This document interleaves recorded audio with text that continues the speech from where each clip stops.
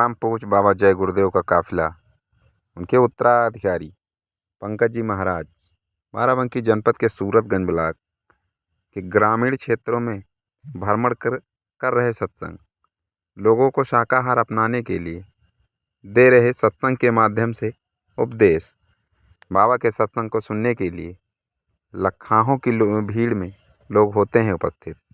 जगह जगह पर भंडारे का आयोजन, महिलाएं, बच्चे, बुजुर्ग बाबा के सत्संग में पहुंचते हैं और सत्संग का पूरा आनंद लेते हैं। देखिए पूरी खबर जेपी न्यूज एक्सप्रेस पर राज बहादुर वर्मा की एक खास रिपोर्ट। करके यहाँ पर इकट्ठी हुई तो शब्द क्या काम करेगा?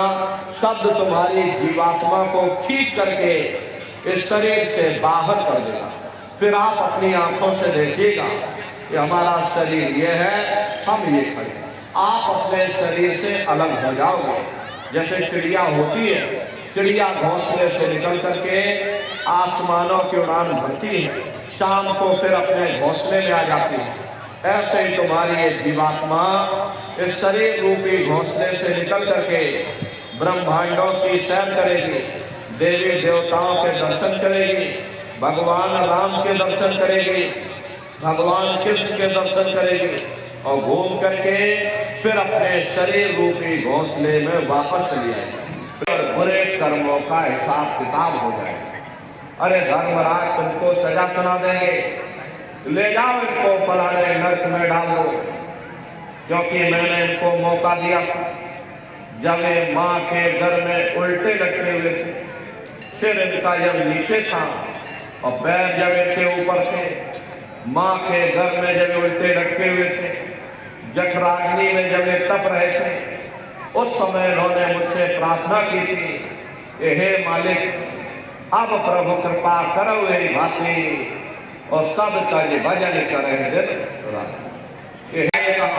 कि पायो जी मेरे नाम रतन धन पायो, वस्तु अमोलक दी मेरे सतगुरु, कृपा कर अपनायो, पायो जी मेरे नाम रतन धन पायो। उसी घंटे सर की आवाज को महात्माओं ने शब्द या नाम, उसी घंटे सर की आवाज को ईसा मसीह साहब ने वर्ड या लागस कहकर याद किया। उसी घंटे सर की आवाज को गुरु नानक साहब ने अनहद वाणी कहकर याद किया, कहकर याद किया।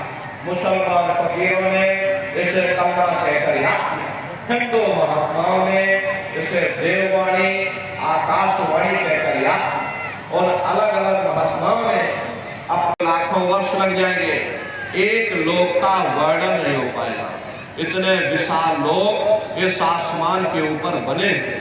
लेकिन संक्षिप्त में हम आपको बता रहे हैं कि किन किन मंडलों को पार करते हुए तुम्हारी ये जीवात्मा अपने 5वें मंडल पर यानी कि सचखंड में पहुंचेगी। रास्ते में कौन कौन से देश मिलेंगे, उस देश के कौन कौन से राजा मिलेंगे, तो जरा संक्षिप्त में आप समझ लीजिए। प्रेमी भाई बहनों, जब आप भजन करोगे और जब घंटे और शंख की आवाज को सुनोगे तो उसी घंटे शंख की आवाज को पकड़ करके ये जीवात्मा ब्रह्मांडों की चढ़ाई करती है, आपको घेरे रह जाते हैं। लेकिन उस समय आपको कोई बचा नहीं पाता। जम के दूत ढेर चौफेरा, निश्चय प्राण छोड़ के डेरा।